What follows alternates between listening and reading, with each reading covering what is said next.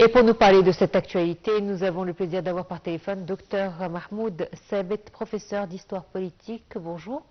Bonjour. Tout d'abord, la première question, comment pouvons-nous caractériser les relations sino-égyptiennes? Comment pourrons-nous, pardon, comment peut-on caractériser les relations sino-égyptiennes? C'est un lien, premièrement, historique, deuxièmement, en plus, très important pour aujourd'hui, dans le sens économique, diplomatique, politique et en plus technologique.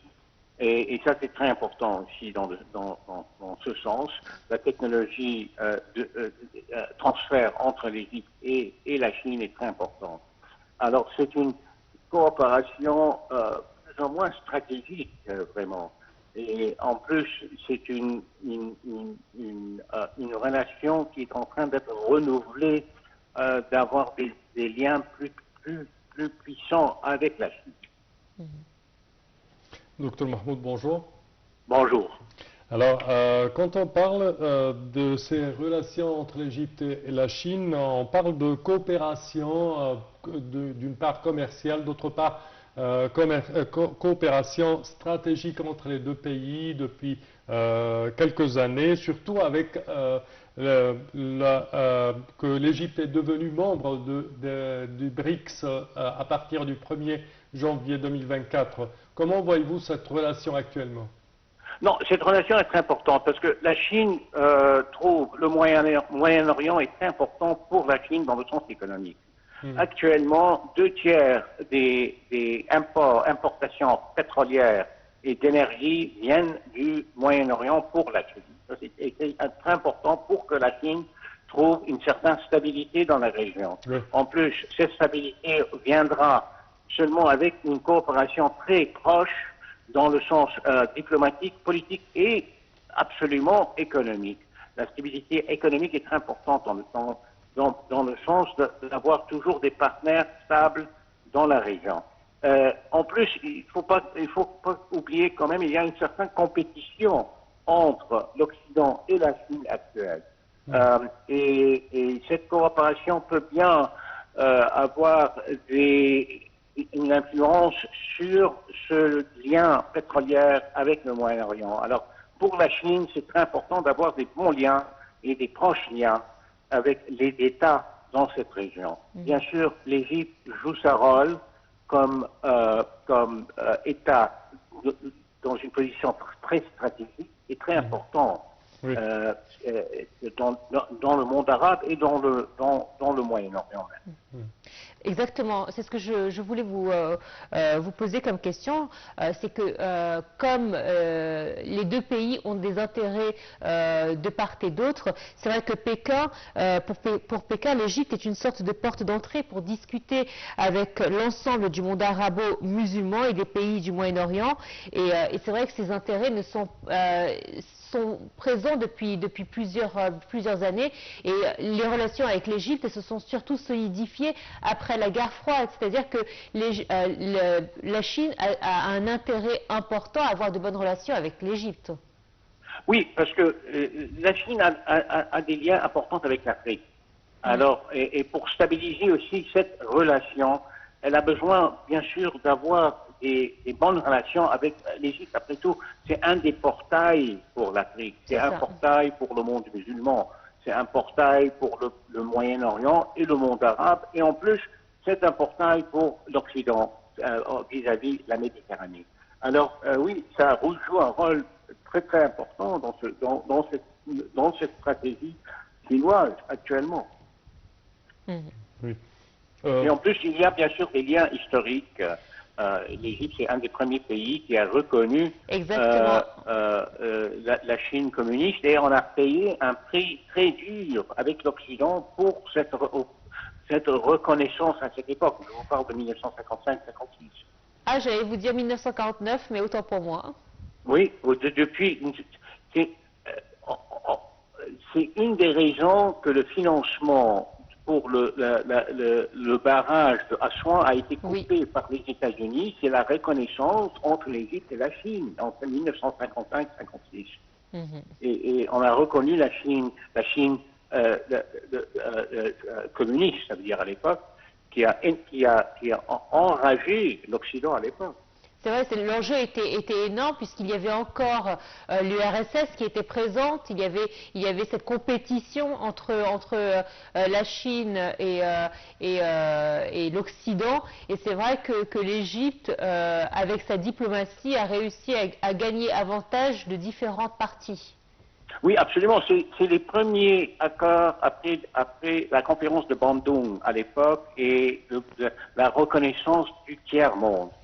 Et ça fait partie de cette époque. Et bien sûr, l'État d'Égypte était un grand influence là-dessus. Mais aujourd'hui, bien sûr, c'est une autre affaire que la Chine n'est plus dans la position faible qu'elle était à l'époque. Elle est aujourd'hui une des grands pays, États économiques dans le monde aujourd'hui. Les prêts qu'ils ont faits pour l'économie des États-Unis étaient énormes. Et en plus, c'est un État avec un investissement disponible énorme aussi. Alors, elle a des moyens très importants pour le futur de cette région, bien sûr avec les liens économiques en plus. Et bien sûr aussi, au même moment, on a vu que l'Occident, avec son soutien de l'État d'Israël contre les intérêts stratégique de l'État d'Égypte et de la région n'a pas vraiment aidé la cause de l'Occident dans ce sens. Quand les besoins stratégiques d'Égypte et de cette région ont été complètement négligés à cause de cette guerre, complètement ignorés par l'Occident à cause de cette guerre. Ils ont presque forcé l'Égypte, ils ont essayé de forcer l'Égypte à accepter la population de Gaza comme réfugiée au Sinaï. Et bien sûr, c'est pas dans l'intérêt de l'État d'Égypte, dans le sens stratégique. On parle même pas des circonstances humanitaires, mais stratégiques. C'est important que ça n'a pas été permis. Et l'Égypte a vraiment payé un certain prix pour ça. Mais quand même, maintenant, elle a besoin d'un certain équilibre de pouvoir dans la région. Et l'Occident a vraiment trop poussé dans la direction du soutien israélien. Docteur Mahmoud, également, quand on parle de ce forum sino-arabe, on parle de la participation de plusieurs leaders arabes. On parle du président Abdel Fattah el-Sisi, du président des Émirats arabes unis, de la Tunisie, du roi du Bahreïn, et d'une grande importance pour l'approfondissement des liens économiques et commerciaux entre l'Égypte, entre la Chine et les pays arabes. Alors, en effet, Pékin a renforcé ces dernières années ses relations commerciales, diplomatiques avec le Moyen-Orient. Pourquoi la Chine a-t-elle besoin de renforcer ses relations avec les pays arabes?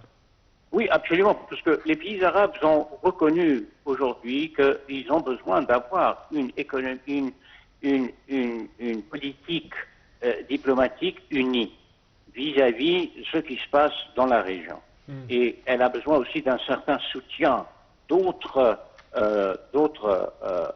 personnes, disons, à la table que seulement l'Occident. Oui. Et dans ce sens, c'est complètement logique pour que l'Égypte prenne ses pas et d'avoir des bonnes relations économiques proches, politiques et aussi diplomatiques avec la Chine. Alors, c'est dans ce sens, et ça fait partie d'un certain pas qui ont été prises dernièrement par l'Égypte pour augmenter sa position stratégique à cause de des événements récents dans la région. Moi, je vous parle bien sûr des démarches vis-à-vis de l'Égypte et la Turquie, par exemple. Alors justement, puisqu'on parle de même intérêt commun, du soutien donc de la Chine dans différents intérêts arabo-musulmans, il faut dire il faut pas oublier que la Chine est un des premiers soutiens à la cause palestinienne. Elle est un des premiers États à demander à ce qu'il y ait un État palestinien, et on le voit notamment lors des réunions de vote à l'ONU. Oui, absolument. Ils ont joué un rôle très, très important, très influentiel pendant cette situation actuelle depuis octobre. Les premiers pas entre un rapprochement entre l'Arabie Saoudite et l'Iran a été poussé par une démarche chinoise, après tout. Et la Chine a dans son intérêt d'avoir un certain équilibre. Et actuellement, l'Occident a été vraiment trop agressif et a complètement négligé les intérêts des pays dans la région complètement.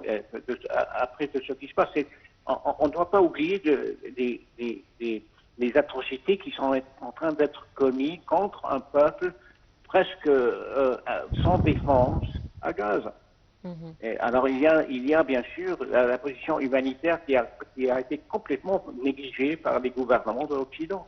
Est-ce que justement sa position, la position de la Chine, est due au fait qu'elle-même a été victime de l'Occident? Non seulement elle-même a été victime, elle a été complètement exploitée par l'Occident. En plus, ils n'ont pas de stigme, on peut dire, la situation de culpabilité contre le peuple juif en Europe. Alors, elle n'est pas, arrivée à ce politique, elle n'est pas influencée par d'autres intérêts, sauf l'intérêt logique. Et logiquement, le peuple palestinien doit être adressé comme un peuple supprimé aujourd'hui. Et ça ne se fait pas en 2024. Nous sommes, soi-disant, dans une nouvelle époque, après tout. Et ce genre de politique du passé n'a pas une place aujourd'hui. Et il le voit de cette façon, et c'est très logique, en fait. Alors peut-être effectivement, c'est un rapprochement logique par rapport à la situation à Gaza, mais son rapprochement avec les pays arabes, est-ce que ce n'est pas aussi une façon de faire une certaine alliance, une certaine coalition contre l'Occident, une sorte de vengeance? C'est pas vraiment contre l'Occident dans ce sens.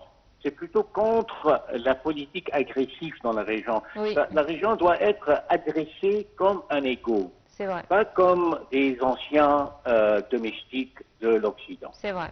Alors, le rapprochement, le dialogue doit être entre égaux, pas entre ennemis comme ce qu'on a vu avec l'Iran et en train de voir avec l'Iran et ce qu'on a vu avant avec l'Irak, mais plutôt quelque chose entre égaux, entre deux. Oui, la suprématie blanche. Égales, voilà. La suprématie blanche. Attends, pardon? La suprématie des blancs, entre guillemets. Oui, oui. Et l'Occident a toujours ses mauvaises habitudes passées, ses habitudes, la mémoire de l'époque impériale, la mémoire de l'époque coloniale. Ça n'existe plus, tout ça c'est fini. Alors, docteur Mahmoud Sabet, merci à vous d'avoir été le nôtre. Ce fut un échange profond et passionnant. Merci à vous. Je rappelle que vous êtes professeur d'histoire politique et donc notre sujet était d'une part les relations sino-égyptiennes et ce 10e forum de coopération sino-arabe qui se tient actuellement à Pékin. Une courte pause et on se retrouve.